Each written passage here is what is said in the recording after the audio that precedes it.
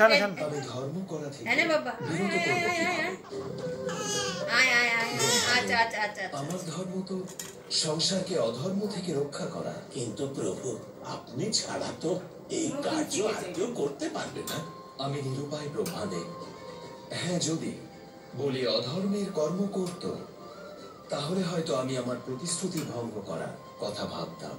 কিন্তু বিনা কারণে প্রহ্লাদের বংশধর বলির ক্ষতি করব, তা সম্ভব নয়। প্রভু কথা দিয়েছিলেন প্রহ্লাদের বংশের কোনো অহিত করবে না, কিন্তু বলির সঙ্গে যারা তারা তার বংশের তারা সবাই অধর্মী। তারা দেবতাদের স্থান গ্রহণ করে তাদের নিস্তেজ করে দিয়েছে। প্রভু, এবং রাজা ভালো হলে সবকিছু হয় না, সেই আধিকারিকদের সদ্ব্যবহারও প্রয়োজন।